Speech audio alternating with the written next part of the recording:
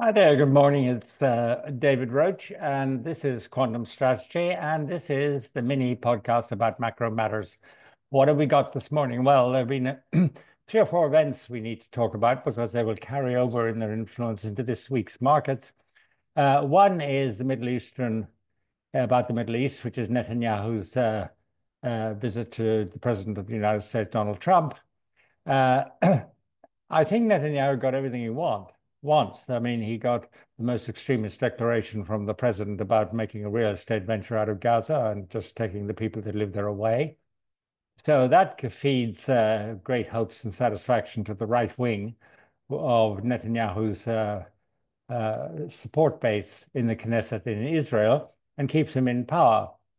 But it does make it much more unlikely that the truce we're seeing in Gaza will evolve into a full peace accord, because I don't think that Netanyahu is going to allow Hamas to continue to rule the roost there, which they do.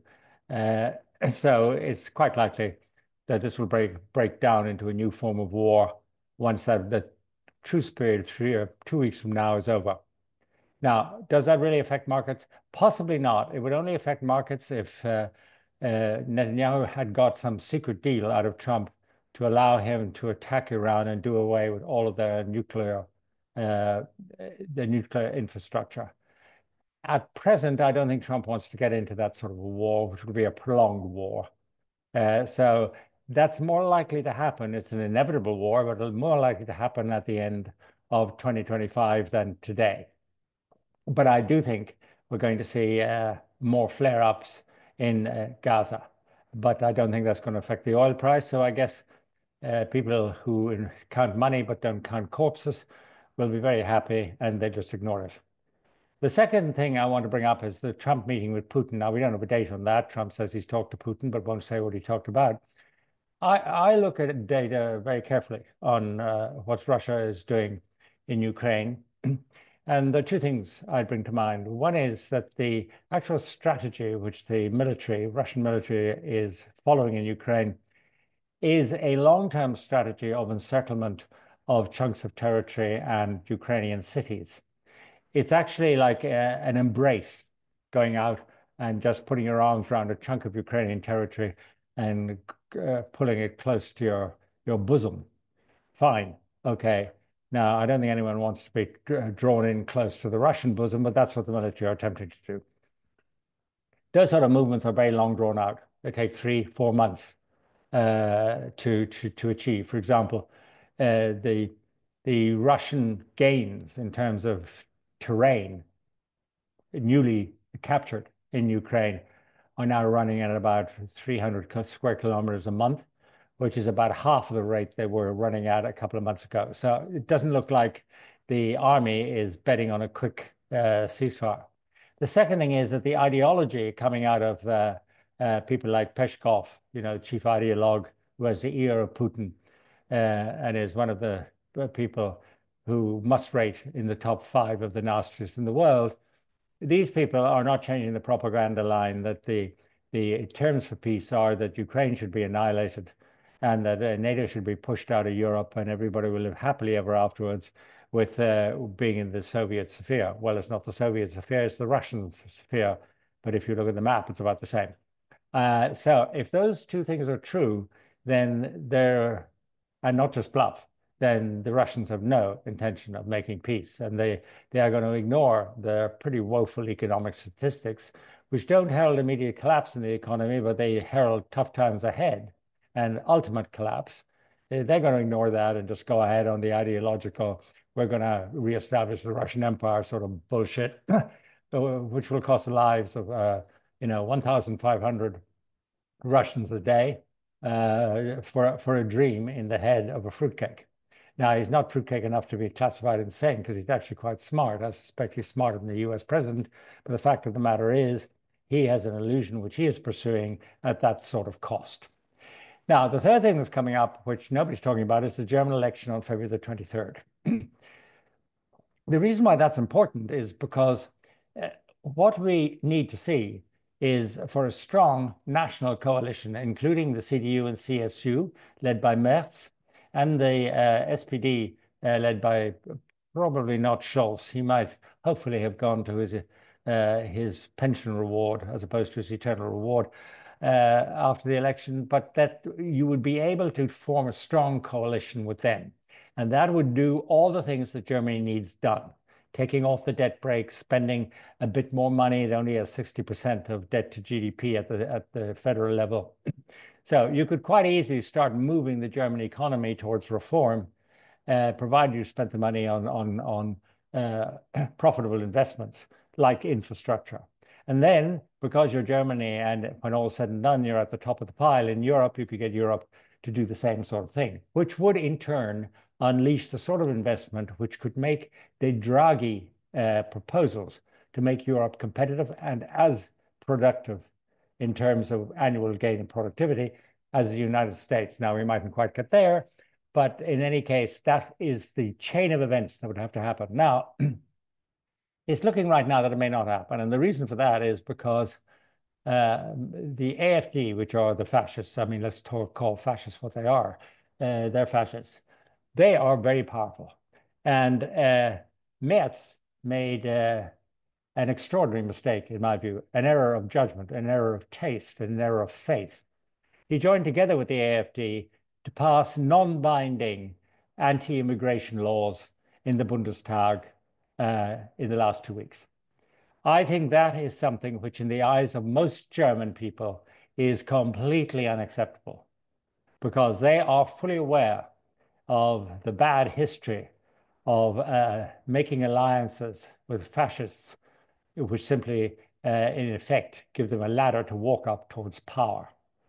So I think the CDU is going to suffer from this in the election.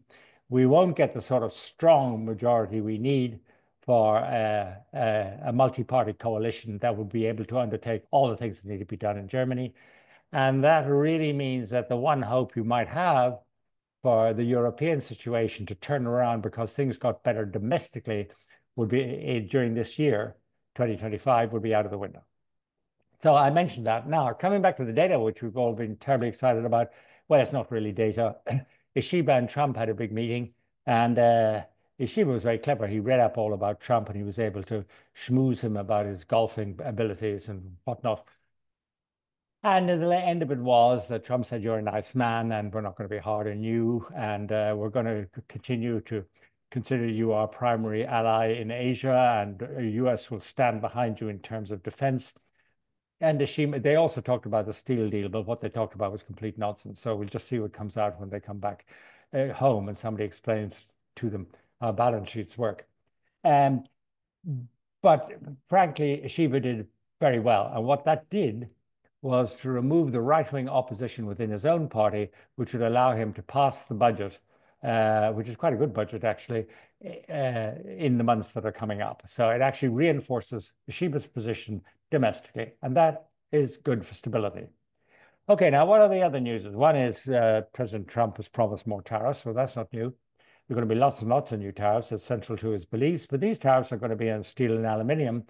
But the ones against countries like more on China, big on tariffs on Europe, all these things that will tear not only the kind of globalization alliances apart, it'll tear the geopolitical alliances apart, and nobody will, unfortunately, be willing to trust America for a long time after that. But anyway, he's signaled that he hasn't forgot about tariffs. They're coming down the road. The Chinese have allowed insurance companies to buy gold. That's pretty interesting because there are a lot of people who put their savings in Chinese insurance companies, and buying gold will at this stage in the cycle is certainly a good kicker for the gold price, of which I am long. Then, of course, we had the Chinese CPI and PPI for January, and they were both kind of here and there. The headline CPI went up 0.4%, a little less than in January, and the PPI was down minus 2.3%. There are people reading some hope into this that deflation in China has ended. I don't think it tells you anything of the sort. It just tells you a few distortions around Chinese New Year. But China did do well on its FX reserves. Its FX reserves in January went up by $6.7 billion to 3.209 trillion. And that is such a lot of money, I can't even imagine it on the table. What it does tell you is, however, having worked through the figures, that the kind of untraceable capital outflows, people trying to get the money out of China at any price, they fell away. They probably fell by about half, from say 100 billion to 50 billion in that month. So in a sense, China is showing good performance as regards stabilizing its exchange rate. Now, the important thing coming out of this is that normally when tariffs are put on China, the exchange rate goes bang against the dollar. It goes down. Now, it is true that China's exchange rate against the dollar has fallen since Trump took office by a couple of percent, but nothing dramatic. But since the actual tariffs, the 10% were announced, China's exchange rate has hardly moved. I think it fell by about 0.4, 0.5%. So what the Chinese are telling you with their international reserves, with their policy about the exchange rate, is this time around, we are not going to devalue the currency. We have other countries we can sell our stuff to, like the Global South. And effectively, by not devaluing their currency, they increase the pain of tariff to US consumers.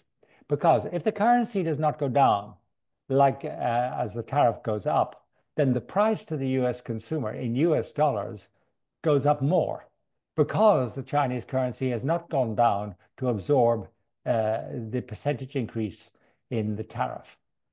So that's very important to remember. So the Chinese are kind of, they're putting on the table a certain amount of rather clever confidence that they're not going to play this game the same time. It may have been American football last time, but this time it's cricket. So straight bat and no giving in. So it's pretty important that out of the international reserve number, out of the drop in capital flight, and out of the resilience of the renminbi, despite the increase in tariffs, that the Chinese are going to take a tough line and they're going to let the tariffs hurt the American people rather than absorbing it in their exchange rate. Right, now, okay, a few other things that came out during the week which I thought was important. The University of Michigan, consumer confidence in retreat, and inflation expectations way up. So consumers are getting more concerned about tariffs, with about a third of the consumers surveyed saying they were worried about them. And that's up from about 2% before the presidential elections. And we saw US productivity go down very sharply. For example, in the US non-farm productivity in the fourth quarter went down to 1.2% from 2%. Is that the end of the American exceptionalism? I don't know, but you certainly can't be exceptional if you don't have productivity. Let's see what comes up in the next quarter. But anyway, Euro retail sales were dismal. They came out in December, were down 0.2%. Absolutely no. The European consumers are just saving, not spending. They have no confidence in the leadership. German manufacturing orders went up. They're very strongly, actually. They rose 6.9% on the month in January, but it looks like that was all one or two very big projects. There are two things driving rather randomly high industrial production figures and manufacturing sector orders in Germany. It is one, the war in Ukraine, because Germany is the second biggest supplier of weapons, so it doesn't manage to get much credit for it. That keeps the orders up. And there's also because there's some very big kind of one-off infrastructure deals which Germany is supplying abroad, which were delivered during that month. So I don't think the manufacturing orders are telling us that the German economy has turned around. Wish it did, but it hasn't. And I'm really becoming rather worried that the election will not give us as much hope as I hoped. Now, the week coming up. Well, today, if you're in a listening mode, the ECB, President Lagarde will speak today, and be interested to see what she says about inflation and interest rates in Europe. But I don't expect any big surprise or any big forward guidance as regards cuts. China, now that's an important figure today, if it comes out on time, is total social financing, which gives us the bank credit figures. And as you know, one of the problems in China is too much debt has effectively broken the link between bank credit and the economy, so that bank credit just doesn't drive the economy, and the economy doesn't require more bank credit because it's got so much debt already, it doesn't want any more. So that's called the monetary policy transmission mechanism. And in China, it is broken. No link between what the PBOC does and what the economy does. One pushes money into the system, and the other lies like a dead duck in a stagnant pool. So, but these figures are important. TCF today. And then on the 11th, Fed Chair Powell is going to give his testimony to Congress. It'll be very interesting to see if the question of Fed independence comes up, and whether the Republicans have any idea of violating the law and interfering with it like they seem to have done with a few other institutions around the place, like American Aid and Consumer Protection. So let's see if they want to carry that over into reorganizing the Fed to be a really easy, soft, money printing, inflationary institution. I don't think that fight's going to erupt yet, but it's going to fight.